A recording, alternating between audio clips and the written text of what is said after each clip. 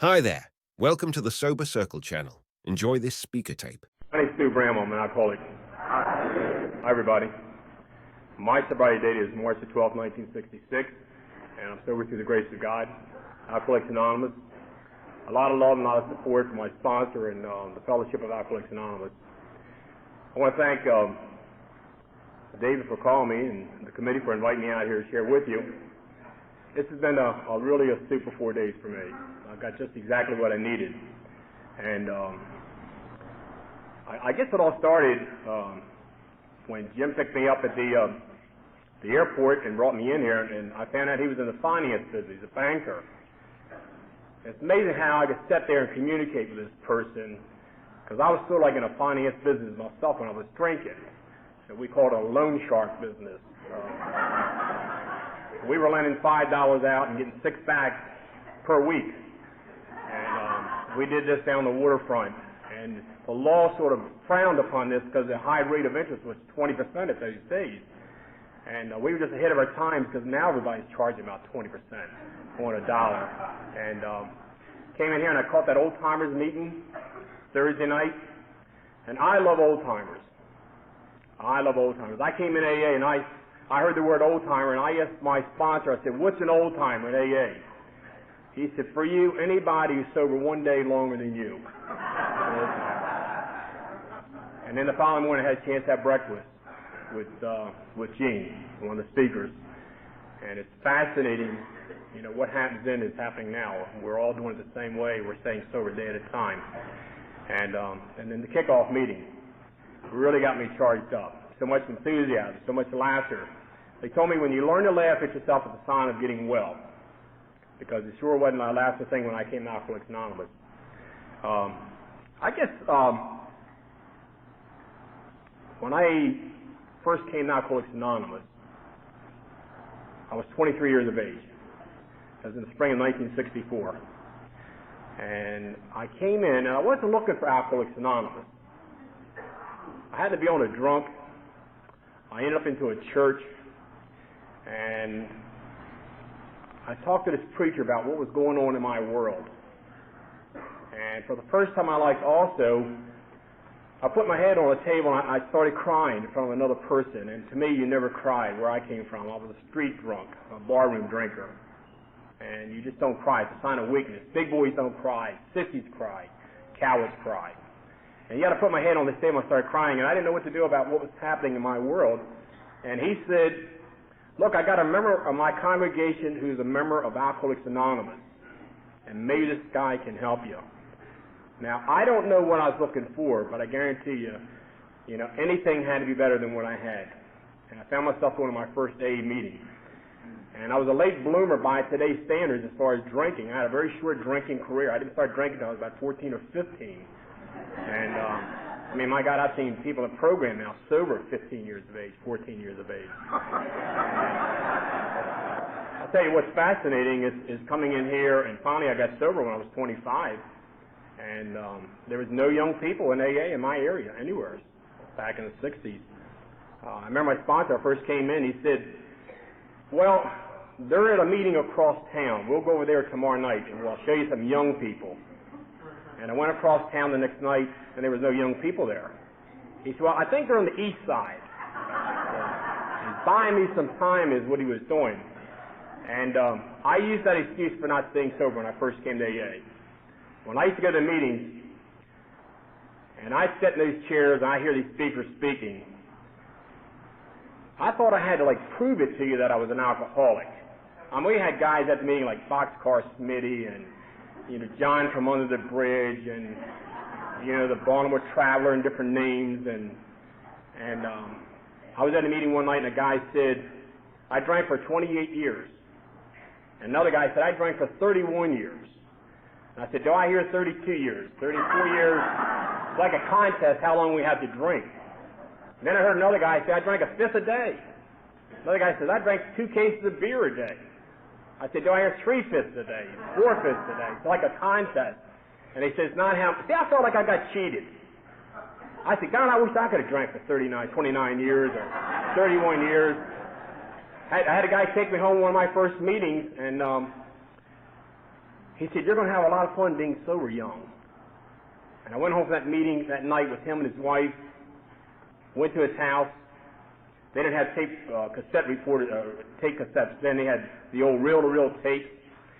He throws on this old reel-to-reel tape. It's a Friday night, which is, I drank every night, but Friday night you had a little extra money. It was a lot more action on Fridays and Saturdays than during the week. And that's an action night out there in the streets. He said, you're going to have a lot of fun being sober. And he put this old reel-to-reel tape on from someone speaking from way, way south, and I couldn't understand his language like you probably can't understand mine. And his wife fixed me a bowl of ice cream and put some jimmies on top of it. And she had a pussycat jumping from one chair to another chair. And I'm saying, this is exciting. I'm really going to have a lot of fun being sober young in AA. I thought this was going to be the most boring thing that has ever happened to me in my entire life. I could just see me sitting somewhere in a corner, just sitting there saying, woe is me. I could just picture me getting cobwebs on me and just sitting there watching the world go by. And anyway, I didn't say it took me. I'm one of the lucky ones who went out and got back to Alcoholics Anonymous. And I saw a lot of drunks go out and take a drink and never get back to Alcoholics Anonymous. We're the lucky ones to come here and get sober and stay sober. Now, I didn't set out to be an alcoholic. I came from a family, 7 children. I was down visiting my mother Monday. She was in the hospital, and she's doing fine.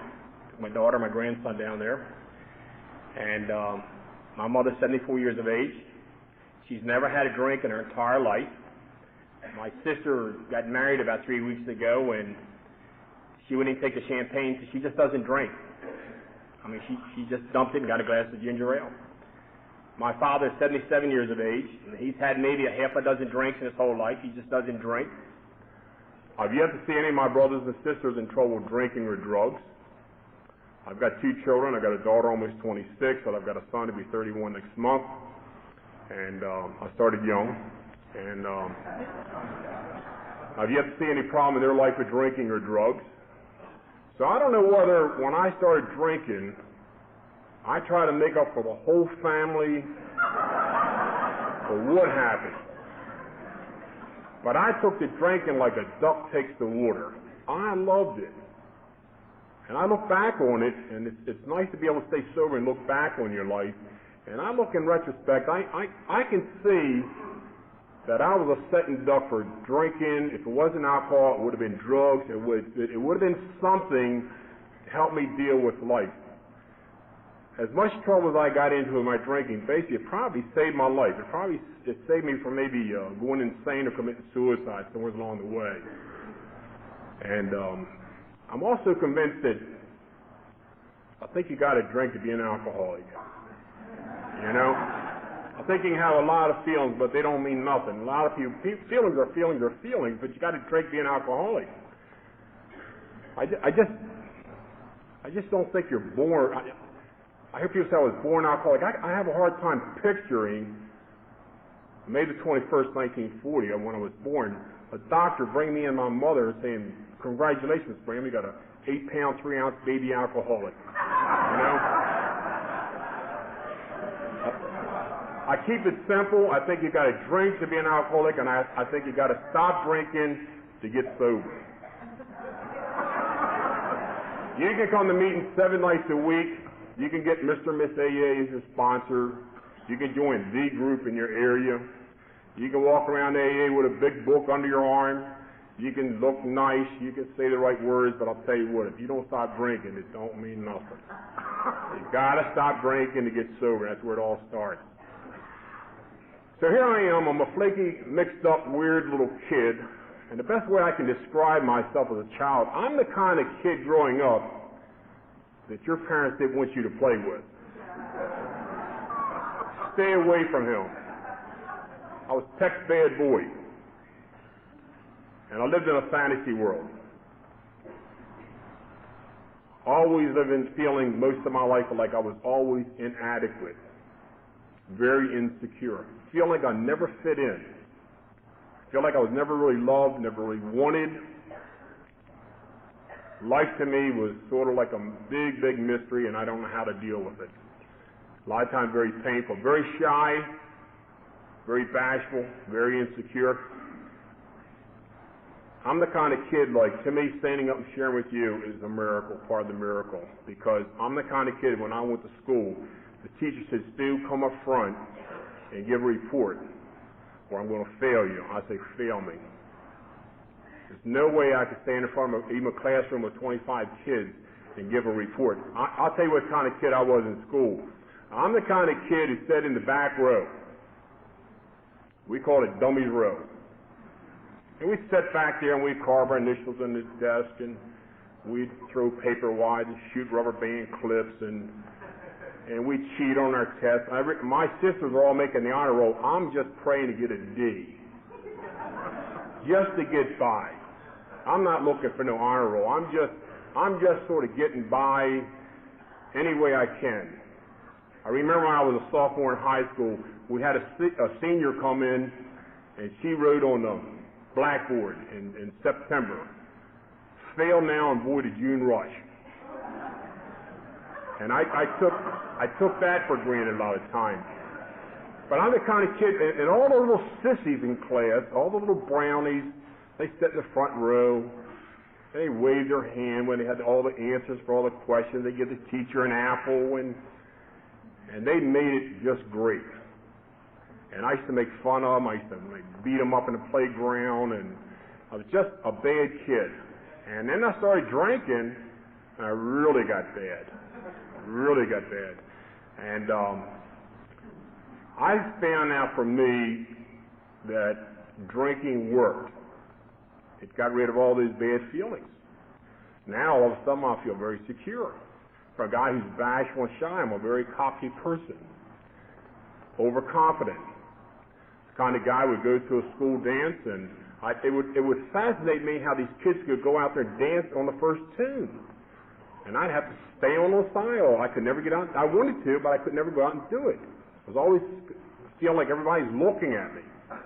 And once I started drinking, I mean, bingo, man, I'm out there. You know, you talk about a profound personality change in sobriety. Start drinking, you're going to go through a profound personality change. To me, the world looked better through rose-colored glasses. And I use it. To me, when I started drinking, alcohol was the answer for all the problems. It worked for me. And he's saying it worked too good for me. And the very first time I drank, I got drunk. The very first time I got drunk, I experienced a blackout, a complete loss of memory. I went to school the next day, and some kids were telling me what I did last night and things I said, and I couldn't remember none of these things. And I hear guys and gals today say they only had a couple blackouts. I had a lot of blackouts. I mean, I'm the kind of guy, I'd be sitting in downtown Baltimore, maybe at the Pink Pussycat drinking, and next thing you know, I'm waking up in Bolero Lounge. I'm coming to, I'm sitting at the bar, and I'm wondering, where was I? What happened, you know? And I can't remember time and distance. But I drank for effect. I drank to feel good. I drank to get drunk. I drank to deal with life. I drank because I really didn't care. I developed a philosophy real fast and real young when I was first started drinking. My whole attitude was live fast, die young, and be a handsome corpse. Let it all hang out. Don't miss no tricks. Go for it. I got married when I was 17. That's a little bit of insanity, but I did it. And most kids don't get married when they're 17 unless for one of two reasons. Either they're crazy or someone's pregnant. And I met this really neat gal, and we were a little bit of both. And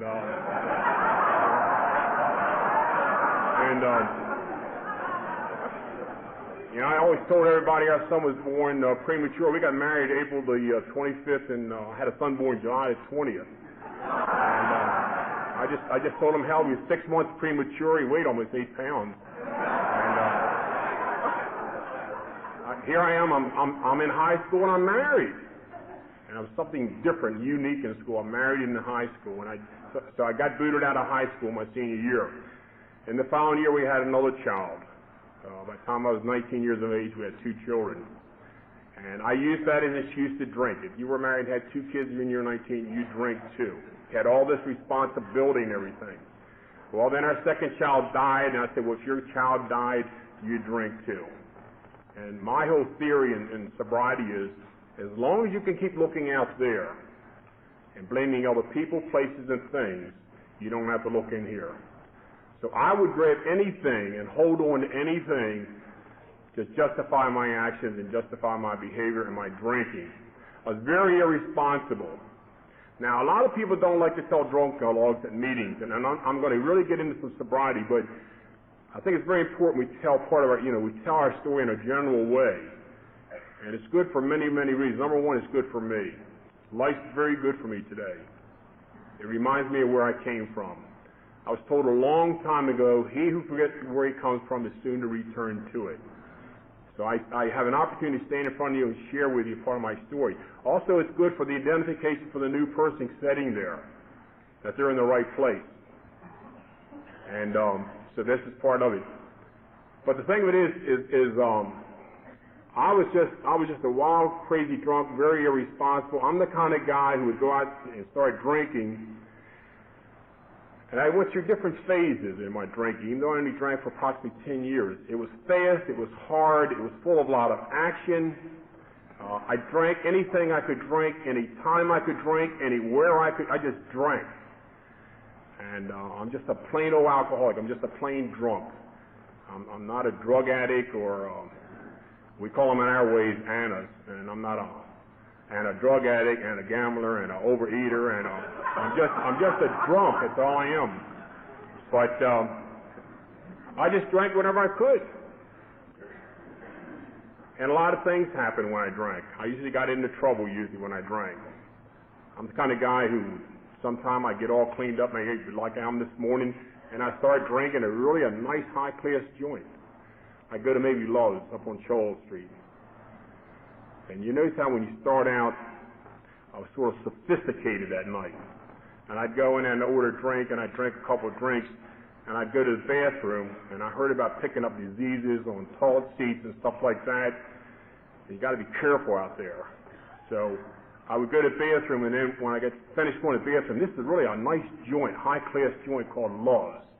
And when I get finished, I don't even want to touch the toilet handle because I'm afraid I'll pick up disease or something, so I will put my foot up and flush the toilet. Well, what happens, the more I would drink, I started sort of like leaving there and working my way downtown till I ended up in a place called either the Bucket of Blood on North Avenue, or I'd end up at some dive, Bud's place down off the block, and hear from a guy who started out really neat and clean, tie in place and everything. I got my tie hanging around here, I got my shirt tail out. I'm no longer flushing the toilet. In fact, that night before they closed, I'm probably down there hugging the dirtiest toilet you could ever want to find in the whole city of Baltimore. All these things are gone, these feelings and thoughts. That's the kind of drunk I am. I'm the kind of drunk, if I'm in a bar and I'm married, I got a couple kids, but if someone said, hey, what do you say we go to Ocean City when we close up tonight? Fine, let's go. We get a couple cases of beer, a couple bottles, and bingo, we go down to the ocean. I'm down there drinking, partying all night. I'm in my early 20s. We had another child a couple years later, and it dawns me, I didn't go home. Man, my wife is really going to raise hell. What I need is a drink. So I start drinking, and I start thinking again, which is dangerous for drunks. Well, if you're going to be one day late, why not be two? And then the second day, you start thinking, well, it's been 2 days. Why not make it 3? I went out one time, I told my wife I'd be back in a couple hours. I was gone for 6 weeks. 6 weeks. That's the kind of crazy drunk I was. And I go out, and I get involved with all the craziest, wildest people. There was no holds barred. Anything went. I was only married when I was home. When I was out there, I was just a different person. And so I would constantly get into trouble. I get drinking, and I get taillights in my eyes. I start driving a lot, which means I have a lot of accidents. A lot of accidents. I remember I was 17 years of age. I was 16, I got my license, right after my 16th birthday in Annapolis, Maryland. That night, I was drunk and had my first auto accident. I was drunk, and I'd never been to Baltimore City and heard it was fascinating. I've got to go examine it, check it out.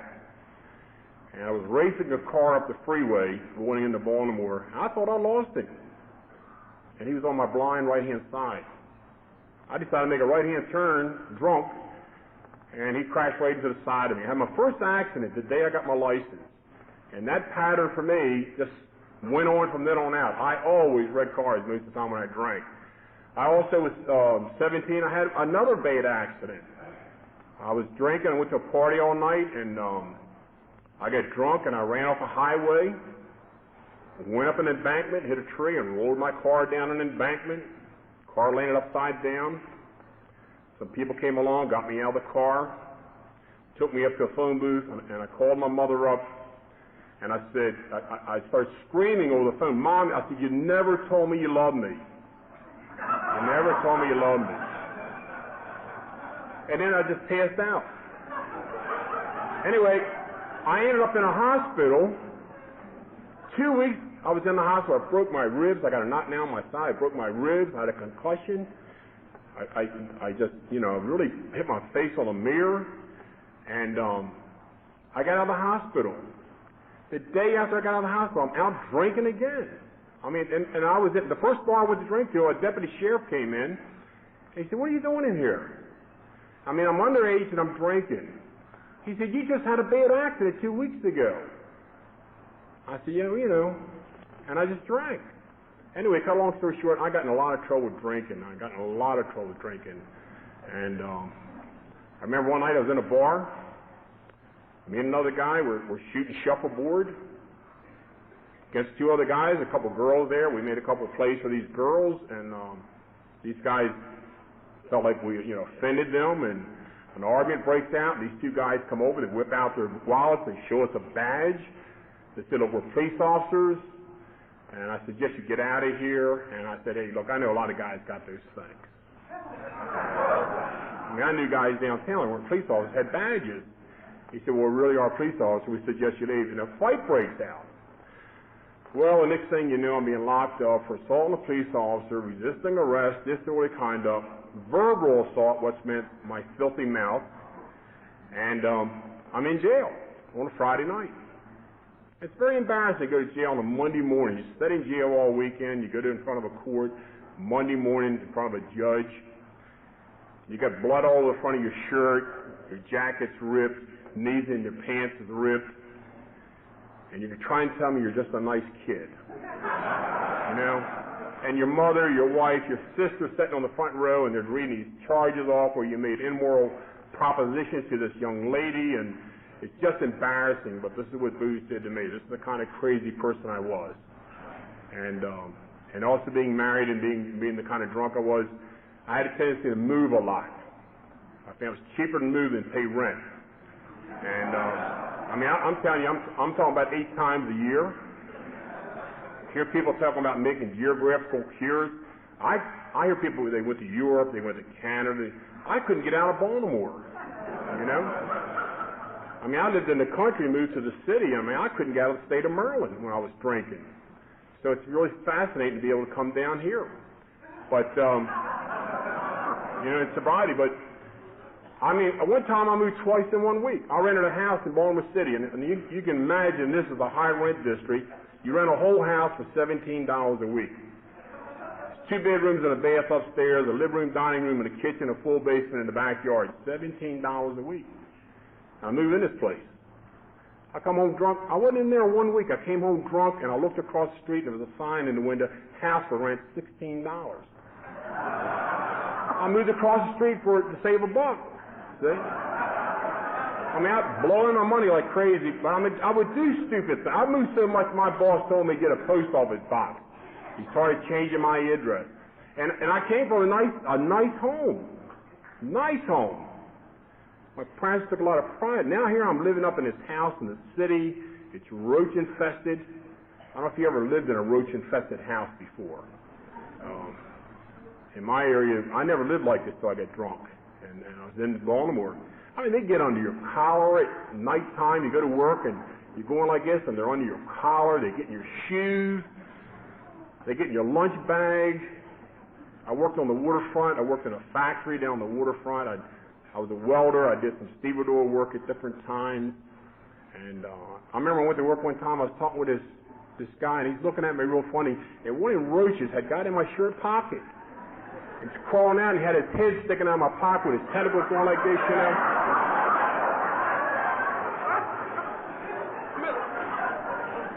I mean, that's a hell of a way to have to live, you know. I was young. I was at a party one night, and I was drunk. I wasn't used to drinking a lot. I had ate a whole pizza pie, and I drank about a case of beer, and I got sick, drunk. I leaned out a second-story window to puke, and I fell right out the window. I mean, hell, I'm lucky to be alive, you know, where I come from. So I thank God for Alcoholics Anonymous. It saved my life being sober. So anyway, you know, we get all turned on about all the big fringe benefits in sobriety. I'll tell you what I like about being sober. It's a simple thing. I got a light bulb in every lamp in my house. Okay? Now, when I was drinking, we had 2 light bulbs. We had one in the kitchen, and we had one in the bedroom. And when you got to go to the bathroom, you take it out of the bedroom and put it in the bathroom. You get done going to the bathroom, you take it out of the bathroom, you put it in the kitchen. I mean, I thought that was normal. We had our dishes we ate out of was a set of dishes.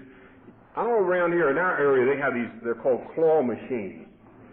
It's a machine full of a lot of little things, and they got a penknife in there, and you crank a handle, and this thing goes over and reaches down. If you pick up the penknife, you get the big prize. And I got the penknife, and I got a set of plastic dishes. And that's the kind of stuff. And my kids are sitting there drinking. Now, one's drinking out of a Budweiser glass, another's drinking out of a National Beer glass. And because I get drinking, and if there's no action in the bar room, I would just take the drink with me on my way to another bar, and next thing I got all these glasses in my car, and I mean, that's how I lived. I mean, it's crazy to have to live like that, but this is how I lived. AA, we talk about getting sick and tired of being sick and tired. You know what else is neat? When I went down and saw my mother at the hospital Monday, I took my daughter, my grandson, he's 5 years of age, down there with me. It was neat to be able to go in there from a 17-year-old kid who was screaming on the phone to my mother, you never told me you loved me in my whole life. And even after I came in AA, and I got sober when I was 25, I was sober 2 years in AA, and I told my sponsor, I said, you know, my parents have never once told me that they love me. He said, have you ever told them you love them? I said, no. He said, try it. What's neat is I go down and see my mother Monday, and the first thing she does, I go into bed and I hug her, and she says, I love you. And we've been doing this since I've been sober. And this is a fringe benefit of Alcoholics Anonymous, being sober in Alcoholics Anonymous. But anyway, I ended up being a crazy drunk, and I ended up being exposed, coming off of a drunk in 1964. At this time, I had gotten into a lot of trouble in the city. I moved back to the country, and I moved into, in the fall, I used to move into these abandoned summer homes. Now, the people in the city who had money always bought a cheap home on the waterfront, down on the shore in the country. And when the kids got out of school in June, they'd go down to the shore, and they stay at the shore on the waterfront in the summer home until September, and then they move out of there and go back to the city. These people had a little extra bucks, they had a few extra dollars, and they would buy these summer homes. Well, when they moved out in September, I would move in. And the house had no insulation, so you put a kerosene stove in there or one of them big electric, like space heaters, and you get some extra blankets, and you board up the windows on the waterfront, and you stay in there, and you use it until the pipes freeze. And then you carry water from the neighbor to use it for drinking. and also you can't use a toilet because it's now frozen over and it's cracked. So you have to use a bucket. And I mean, I lived like this. This is a highway to live in America, United States. I wasn't brought up this way, but this is what booze did to me. And I drug a family through this crap too. And that's when I came to Alcoholics Anonymous the first time. I wasn't looking for AA. In fact, I was in AA almost a week. When I was 23 years of age, I was in AA almost a week. And it dawned on me that you people are very, very serious about not drinking. And I wasn't very, very serious about not drinking. I was very, very serious about getting out of trouble. And very serious about stopping hurting. And it dawns on me, you're not drinking at all. Never. I mean, you're telling me a day at a time, but I'm watching guys with a lot of sobriety, have a lot of anniversaries. And I'm thinking, I got to get out of here. I mean, I got to get out of here. And I'm wondering, how can I get... These people treated me so nice when I came in, I thought there was some kind of a scam going. No one's never treated me this nice. Picked me up, took me to meetings, gave me time, talked to me, called me up. I figure any day now they're going to try to sell me some encyclopedias or some pots and pans. No one's treated me this good before. And so I would go to meetings when I first came in, and I went around, I told everybody I was in AA. I told everybody I was in AA. And they were all excited. Oh, my mother got a tear in her eye, and my wife was happy, and the boss said, gee, you won't be coming in late and leaving early and missing time and causing trouble on the job. And the bill collector's guy, they're tickled to death. They're going to now get some money. The landlord's going to get some back rent. And everybody's excited except for one person. Me. I don't want to be an alcoholic. I don't want to be in AA. I don't want to be here. And I got to get out of here. But I'm going to use AA. What's neat about AA is we have a lot of phonies here, but they don't throw none of us out. We throw ourselves out of AA.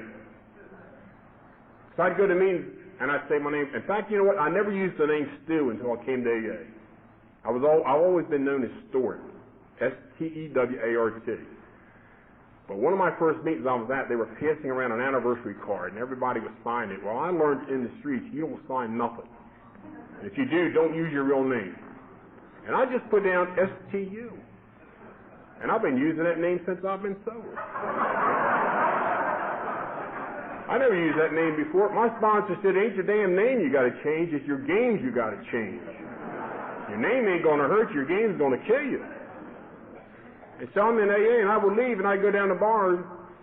And the first time I went out into a bar room sober, just to go in and drink some Coke, because I was fascinated with that scene. I couldn't let go. I was like a moth to a flame.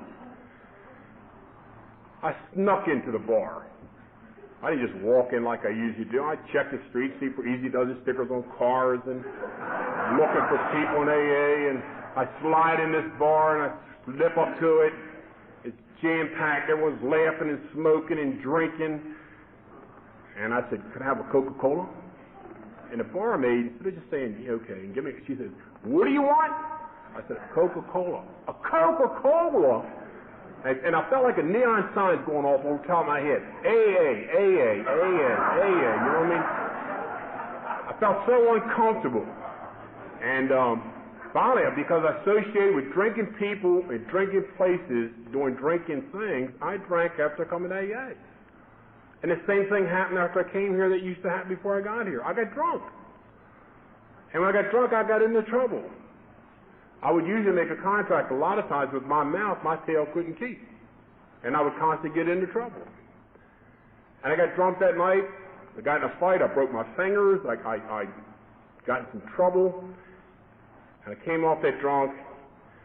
And I told my wife, I don't know if I can go back to AA or not. I thought once you came here and you took a drink, you're sort of excommunicated out of AA. That you can't come back anymore. And she said, no, I think that one guy said, keep coming back. Keep coming back. So I went back.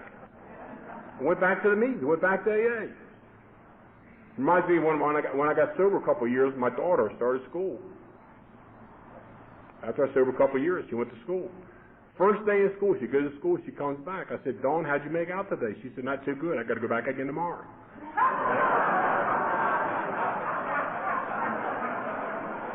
AA is the same thing. we got to keep going back tomorrow. We got to keep going back. And I came back and I told this guy, Larry, he took me in my first meeting, how sorry I was I let him down. He said, you're what? I said, I'm really sorry I let you down. He said, you let me down? He said, look, I'm twice your age. Do me a favor right now. Go in the bathroom and look in the mirror. Take a real good look at yourself and come back and look at me. And I'm twice your age, and let's see who let who down around here. You took a drink, you let yourself down. He said, I'll go to hell for you if you want to stay sober. If you want to take a drink, you go to hell all by yourself. I'm not going with you. AA is a program a lot of people need it. It's going to work for the guy or gal who wants it. And so I found myself, sort of hanging around AA for a while, and I said, I don't need it, and I'm not that bad. All I can tell you is when I went out, it took me almost 2 years to get back. All I can tell you is this. The same thing happened to me that happens to every drunk I see who comes to AA and goes out and takes a drink, and if he's lucky, he gets back. I've yet to hear one of them come back with a success story. Okay?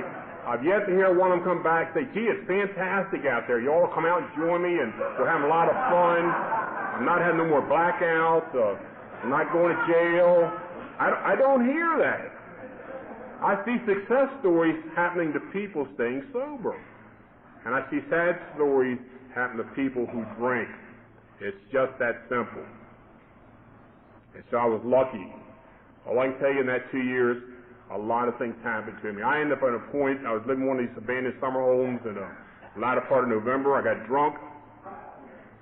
I came off that drunk, and I got into a fight into a bar room, and I came home, and I just went crazy. I was 6'2", and I weighed 265 pounds, and I went crazy. I was 24 years old. I ran my fist through every window in that house, the walls.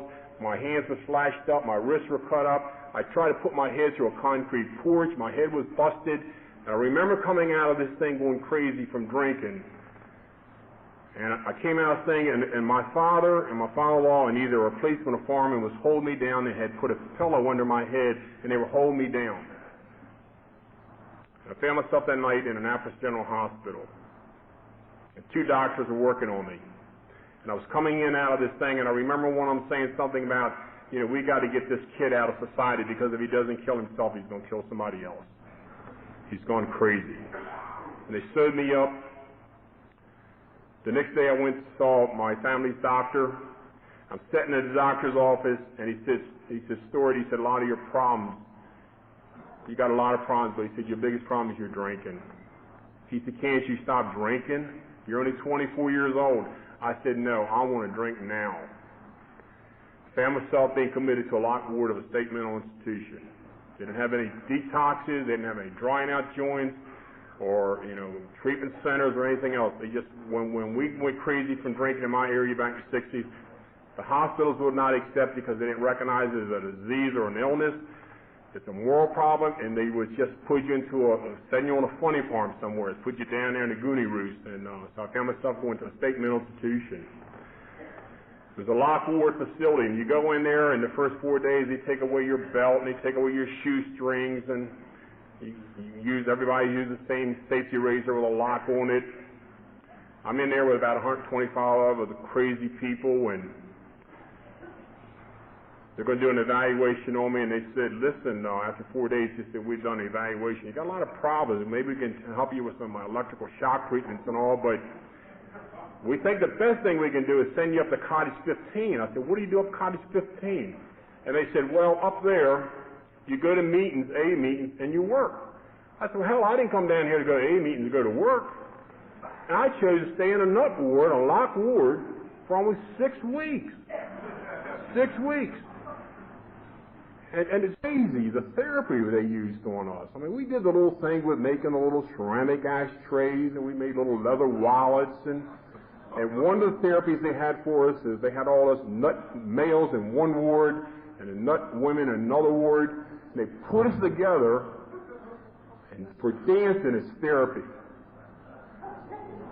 And here I am, I'm dancing with another crazy woman from another crazy ward. And we're out there dancing. My wrists are all still taped up and everything. And I'm dancing with this girl, and she says, You tried to commit suicide, didn't you? I said, nah. And she said, yes, you did. Yes, you did. I said, nah. I said, what are you in here for? She said, I killed my husband. I said, hell, I got to get me another dance partner right now. I'll tell you that right now. But I mean, this is the crazy stuff I was going through. I came out of there, and all I can tell you, it never got any better. It never gets better. Until I did get back to AA March 12, 1966, and I've been here ever since, a day at a time. Now, my thing was, I could stop drinking, but I could never stay stopped. How do you stay stopped? Well, it dawned on me there were some people in AA who weren't drinking, and there were some people in AA that were drinking. Seemed like some of them got up, and they all got up in the morning, and they got in different lines. This group says, well, we're going to stay sober today, God, help us. And I sort of decided I'm going to get in the stay and sober line. And the others chose to drink. See, I found there's a difference between being around AA and being in AA. I was around AA before. I was never in AA. I never did what other people in AA were doing. I wasn't willing to pay the price for sobriety.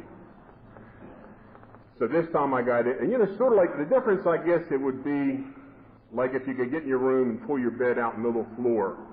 I'll tell you what you can do with that bed. You can walk around that bed all night long. You can walk around, you can look at it, you can get in there and touch it, get in there and smell it. It don't mean nothing to you. Get in it. AA is the same way. You can come around here all day and all night. But until you get in it, you're not going to get nothing out of it. How do you get in AA? Well, the first thing I was told to do that helps more than anything else is stop drinking. You got to stop drinking to get sober. And I guarantee you this, no matter where you go when you leave here today, and no matter what you do, basically it's none of my business. I'm not an AA cop or anything like that. What you do is your own business. If you don't take a drink of alcohol, it's physically impossible to get drunk. Okay? You may go crazy, you may do some stupid things, you may make some mistakes, but if you don't drink alcohol, you can't get drunk. It's just that simple. It's just that simple. I was at a meeting one night and someone says, anyone have any questions? Also, I got out Dummies Road and I got up in the front. Okay, at AA. And I raised my hand. They said, what's your question? I said, why me? Why do I have to be an alcoholic? I'm too young to be an alcoholic. I'm 25 years old. My mother and father don't have a drinking problem. None of my brothers. Why me? I mean, I'd rather be a lot of things than I'd rather be a prize fighter or a doctor or a lawyer. Why an alcoholic? Well, they went around the table, they banged my tail from one end to the other, and it came back, why not you? I mean, what's so great about you that you can't be an alcoholic?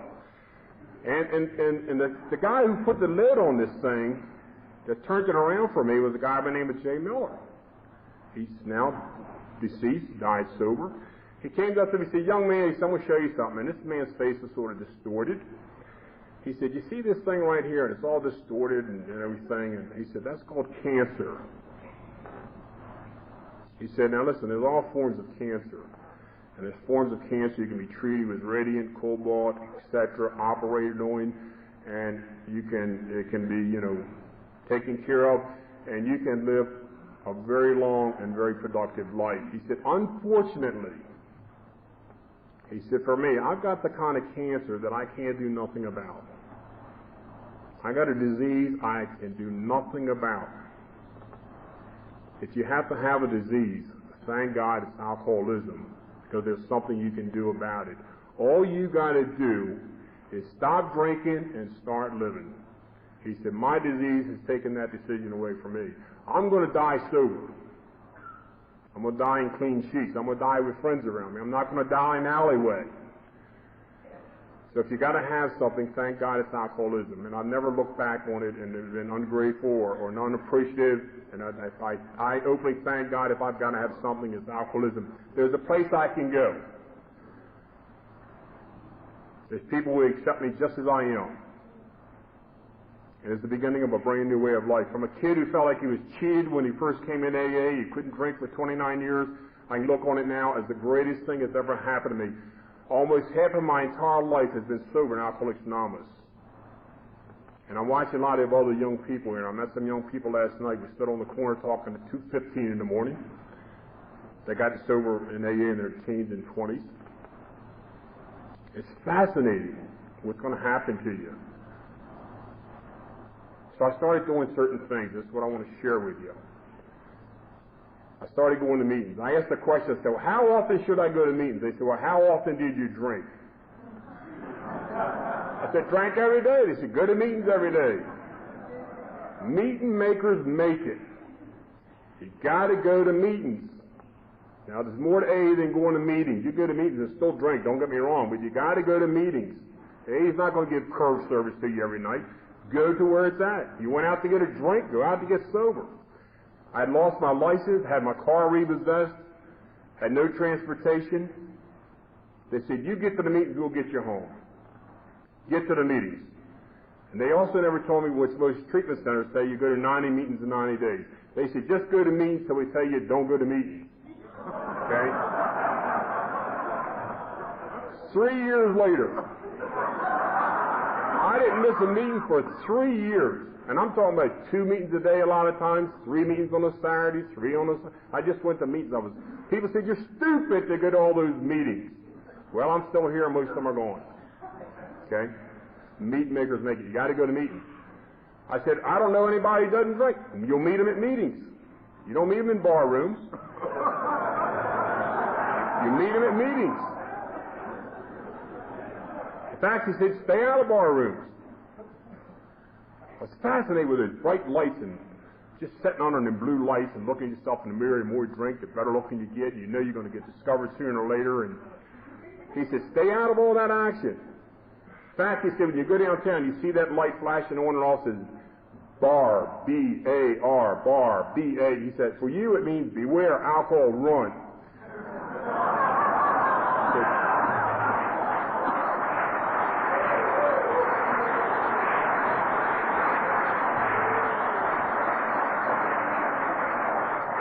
He said, stay out of drinking places.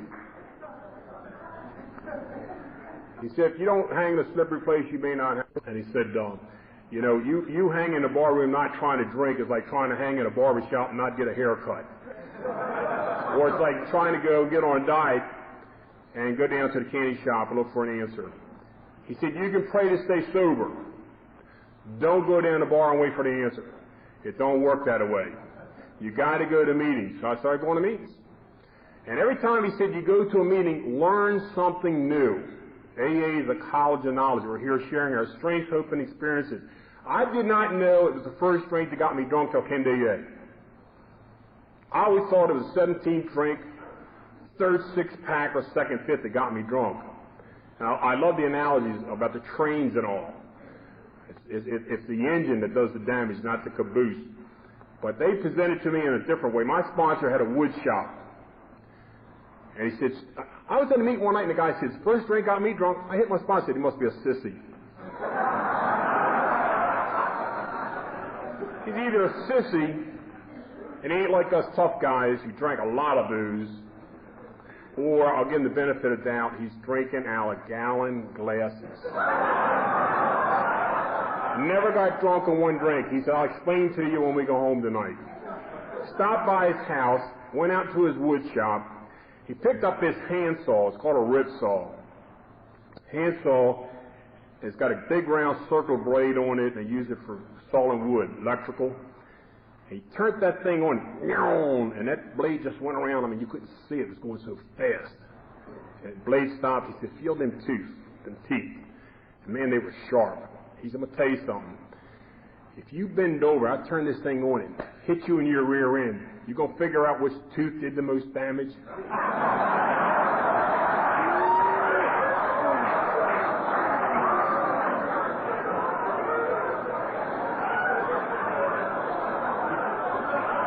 He said it's the first one, okay? If you don't get hit with the first one, you're not going to hit with the rest of them. So if you don't take the first drink, you can't take the 13th or the 17th or the third six-pack or second fifth. So he made it simple. No matter what happens, don't drink. Don't drink. I mean, I went out with Jim G. We went out and had lunch. We had some nice Mexican food. I don't usually eat Mexican food. I come down and eat some Mexican food. I ate so many beans. I thought it was going to be nicknamed Blue Flame when I come up here this morning. But we talked about, even if your tail falls off, they said, pick it up, bring it in, they'll screw it back on you. Don't drink. I don't care what happens, don't drink. Not drinking is the most important thing you're ever going to do in AA. And it ain't up here, it's down here. And in here, where you live. That's where you got to grab it. AA, recovery's an inside job. We have a tendency to compare our insides with people's outsides. We think it's something out there magic that's going to work to get us sober. It's an inside job. Cease went through the 12 steps last night. That's the program. This is called a fellowship. It's neat we're here sharing this weekend, but I tell you what, you can't always be with a fellowship. You're going to be out there all alone sometime. And it's easy when it's easy. But it ain't always going to be easy. No one promised me a rose garden. No one said I'm going to come in here and live happily ever after and never have to deal with life and problems. It's easy when it's easy. It's easy singing when the sun's shining out there. But can you sing when it rains? You're going to find out what you got going for you down the road when a tough time hits. So it's like putting it in the bank, put it in the bank, put it in the bank. And then you need a draw, you're going to get it out of there. It's there for you to use. They say, think AA, it'll think for you. So I try to learn new things. And the first thing I learned, no matter what happens, don't drink. That's the bottom line. He said, you can't be with this fellowship, but you can always have a program with you. It's a 12-step program. And they would tell me things like, how many steps away from a drink do you want to be? You want to be 1 step from a drink or 12 steps away from a drink? There's so many things you can put between you and a drink if you really want to stay sober. I saw sober guys and gals had sponsors. I got me a sponsor. I got me a sober sponsor. Okay? I got me a sponsor in AA. You know, not in some place where he's going through a relapse program. I got one in AA. I got one that's active. He didn't tell me how to get sober. He showed me how to get sober. Anybody can talk the talk, but can you walk your talk? Can you put your money where your mouth is? I mean, I can get a minor bird teacher to say, keep coming back, easy does it, first things first. It's can you live the thing? That's the answer. Am I being for real? I question myself about these things. And then the neat thing is, he told me I didn't have to stay sober the rest of my life. I came in March. You know what I'm worried about? Memorial Day. 4th of July, Labor Day, Christmas, New Year's. He said, we got a secret on how to stay sober during the holidays. I said, what's the secret? He said, don't drink. Don't drink. They kept it that simple. And I would pick up, I started picking up chips and keeping chips. I got my chip with me. We get a little cocky. I got my 23-year chip. I remember I got my 20-year chip. Went down and told my mom, I said, hey, Mom, look at this. Dad, 20-year chip in AA. He said, hell, your mother ain't had a drink in 70 years.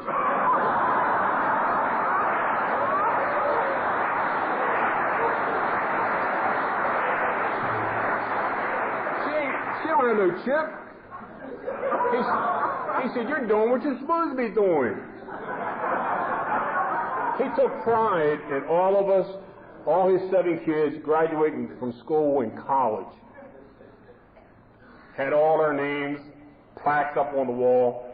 In my name, there's a big empty space.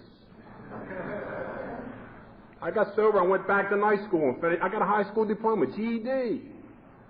My sponsor said, you don't need no damn brains to get sober. A lot of guys are too smart to get sober. Never seen no one too stupid to get sober. It's a program you utilize. You don't analyze. First time I was there, they asked to go speak somewhere, I said, why are they asking me? I'm an Archie Bunker with the English language. I said, I'm not a public speaker. I don't have a lot of education. I mean, I hear these guys with all these degrees and everything. I mean, I never even got out of high school. He said, they didn't invite you because you're a public speaker. They invited you because you were a public drunk. That's why I invite you. AA is a message of the heart. It's not the message of the head. We're not looking for head trips. It's a message. We don't go to meetings and hear things. We feel things. We feel the message. We feel the love. I came and said, let us love you till you learn to love yourself, and then you can learn to love us back. I hated me. When I came back, I didn't think I thought it was too bad for AA. If you really found out about me, you wouldn't want me here. I went to meet with my sponsor. I got me a sponsor. I went to meet with him, and we're riding down the road. I said, Ed, I got to tell you some things about me. I said, I can't live like this. I got to tell you some things. And I dumped some garbage on him about me. And I thought when I got finished, he's going to pull inside the road and open the door and say, why don't you just do us a favor and get out and don't come on back. And I finished. He said, is that it? I said, yeah. He said, hell, that ain't nothing. Let me tell you about me. He said, when you're too lousy, too rotten for the rest of the world, you're just right for us in AA. You never belong nowhere else. You belong here. I never felt like I belonged even at a family reunion. Never felt like I belonged anywhere, so I came here. I belong here. I belong in Alcoholics Anonymous. I've come home. And because I've learned to put the program I like in here, that taught me how to do it out there. See, it's easy staying sober in AA. It's easy at the meetings. You ever notice our behavior at meetings? Whole new vocabulary when I got sober. I started saying things like, excuse me, thank you, would you please? Oh, I'm sorry. I never used words like that before when I come to AA. He says, it's easy here, but no one's offering you a drink here. The key is not here, it's out there where you live. Can you put it in your life out there? So he said, go in AA and get as much as you can and learn in here how to put it in out there. Learn how to live in a see, society really doesn't care. Most of them don't care whether you stay sober or not. I mean, I can leave here and borrow someone's car, ride down the road 3 blocks from here, pull into a filling station, tell the guy, hey, my name's Stu Bramwell. I said, so we're almost going on 24 years in AA. He said, I don't care. Give me $15 for the gas. You can go into a lunch shop and get a sandwich. So you know I'm sober over 23 years in AA? The guy said, I don't care. Give me $6.50. People don't care. It's got to mean something to you. It's a personal thing. You've got to like it. You've got to want to be sober for you. A lot of exciting things have happened to me. So I joined a group. I got me a home group. I got me a sponsor. My home group is the Saverna Park Early Birds group. We meet 10 o'clock in the morning on Fridays. I'm in a position I can have a daytime home group. And I love that group. That group accepts me just as I am. I don't have to live up to other people's expectations. Just do the best you can with what you've got. It's a great group. It's my home group, and I love it. And if you don't have this kind of a feelings about your home group, you better find one you have those feelings about it. I found a higher power. After I came to Alcoholics Anonymous, I choose to call God today. That's why I say I'm sober through the grace of God. When I was into a nut house, it was Christmas, and I took a magic crayon or something, and I took a marker, and I wrote God backwards on the wall, and it spelled dog. I don't want to hear nothing about God. And when I came in here, you people talking about prayer and all this kind of stuff, my sponsor said, you better learn to bend your knees before you bend your elbow. You better learn how to pray. He said, you never committed a sin too big in your life that God couldn't forgive you for. When are you going to learn to forgive yourself? Don't take yourself so serious. But also, don't try to get too good before next Thursday.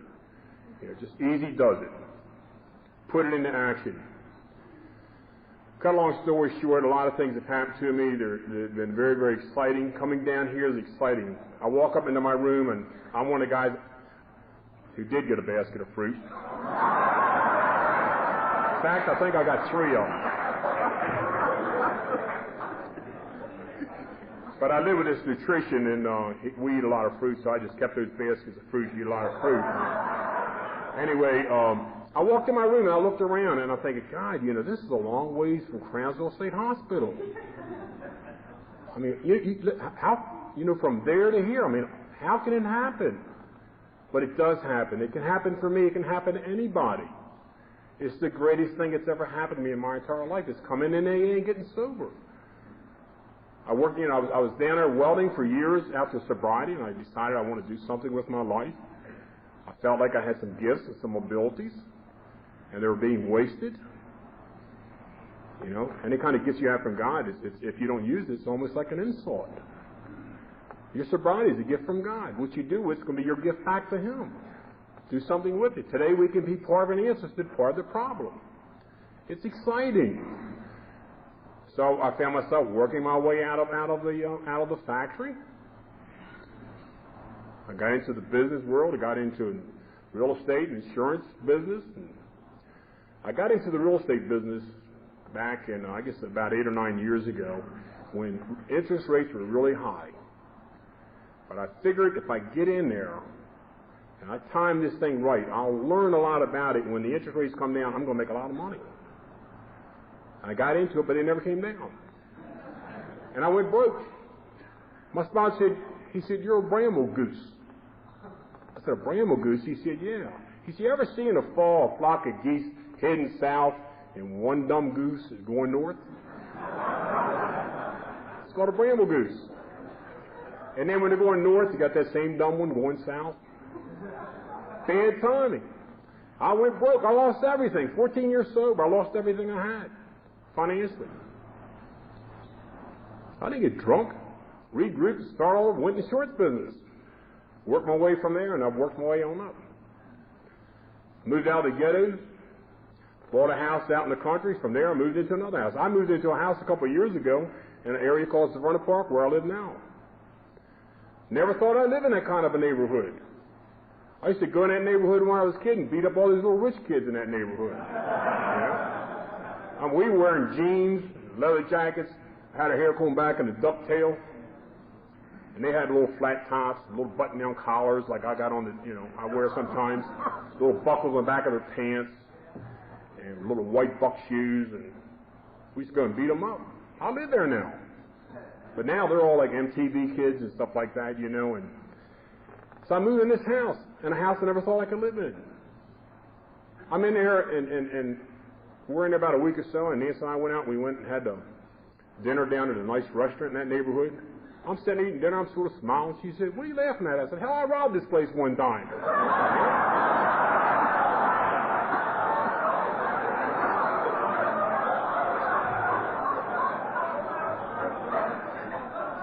Stopped by the drugstore, picked up a newspaper. I said, "I robbed this place too." It's amazing what we can do with our life if we stay sober, how we can turn things around. It's fascinating. So it's been easy. It's easy when it's easy. It's not always going to be easy. I've gone through a lot of changes in my sobriety. In the beginning, I was really afraid of a lot of changes. Today, I look forward to change. I look forward to change is growth. Hopefully it changes in the positive, not the negative. But even when the negatives happen, you can learn through any experience. Any experience. I was at a meeting one time, and I was going through a situation with my marriage and everything, and I really got down on myself. And I heard a girl told me at a meeting, she said, "I'm not perfect, but there are parts of me that are excellent." Okay. So I've gone through a lot of changes. I've gone through career changes since I've been sober. Some of them's worked out, some haven't. I'm dancing around with one right now I'm going through, and I don't know what's going to happen to it. I'll see where it takes me. I've moved since I've been sober. I've had some health problems. 9 years ago, they thought I had cancer. I went through a series of operations. They cut a tumor out of my chest. A couple of months later, my gallbladder blows out, and they take my gallbladder out. I didn't get drunk. The support system's been here. It's a fellowship of we can do it together when we couldn't do it alone. I never ran away from Alcoholics Anonymous, either at a good time or time. I just constantly go to Alcoholics Anonymous. I constantly go to meetings. I constantly keep a new person in my life. I got a new guy now with about 30 days of sobriety. When there's a difficult time going in your life, what do you look for? My sponsor said, "What step are you working if you're having a difficult time now in sobriety?" The answers are in the steps. Get out of yourself. Try to help someone else. Get action. Get active. Action is the magic word. I stay active in AA. I've gone through these health problems. Gone through some financial problems. I'm going through a marriage situation right now. Was separated for like a year and a half. Moved in with an old man in AA, 72 years of age. Full of life, old widower. This guy is so full of life. I live with him a year and a half, we haven't had a fight yet. He teaches nutrition. He's got me eating grapes and bananas and crazy food. And we don't take it serious. We do an 80-20 plan. He writes music. He plays golf 3 days a week. Joined AA when he was 66. So full of life. Now he was watching TV. His name is Bill. So I moved in with him. He was a widower, had a great big old rancher down in my neighborhood where I lived. 9/10 of a mile, that nice house I bought. Nancy and I so far have split the house 50-50. She got the inside, I got the out. I don't know where that whole situation is going to take me. We'll take it a day at a time. You pray for her and pray for me. Everything's going to be okay no matter what happens. Bill's all excited. He goes to dances every Friday and Sunday night. He says it's good for a while, then they get in all that punk rock music. He said, I think I'll become a disc jockey. 72-year-old disc jockey. Play some ballroom dancing music, he said. Life's exciting. It's this, AA's not an endurance contest. It's not a place you just hang in there. Sometimes that's all we can do is hang in there. But if you just constantly hang in there, then you maybe be hanging on the wrong thing. It's not a place where you bite the bullet. It's called the joy of good living. You can have a lot of fun. So coming down here has been exciting for me. I've looked forward to it. I really look forward to it. And since I've been here, I got a chance to see Roy again. And when I was down in Odessa about 10 years ago, see my friend Dave and Grace. I met them maybe 20 years ago to meet some new friends. They said there's no such a thing as a stranger in Alcoholics Anonymous. We're just friends that I haven't had a chance to meet yet. And it just tickles me to meet all these new friends. I got a chance to see Jean again. She comes up on our area from working, and I was at a meeting about a couple months ago, and she stopped in at an AA meeting out of town. She goes to meetings. She said she was from Texas. I went up and introduced myself and said, I'm going to Texas in a couple months. She said, I'm going to be there too. I said, what are you doing tomorrow morning? She said, nothing. I said, why don't you come over to my home group? Introduce some of the gals there. Show you what my home group's all about. See, I go to meetings. I just don't go out and speak. I go to meetings. I would not make it without the meetings. I could not have made it without the support system in Alcoholics Anonymous, without my friends. I love AA. It saved my life. So again, I want to thank the committee for inviting me down here to share with you. There's always 3 talks in AA. The one you plan on giving. I had a fantastic talk this morning when I was sleeping in bed. I'm not one of these people say, you ought to go lay down because you got to speak tomorrow. I can't sleep. I'm on a street corner out here, 2:15 in the morning, talking to some people in AA. I'm waking up this morning, 5 o'clock. I still get nervous. There's a talk we give, and when we sit down, there's a talk we wish we would have gave. 3 things important about being a speaker in AA. Number 1, you should always stand up to be seen. Number 2, you should always speak up to be heard. And number 3, you should always shut up to be appreciated. I want to thank you for allowing me to come down and share with you, and God bless you.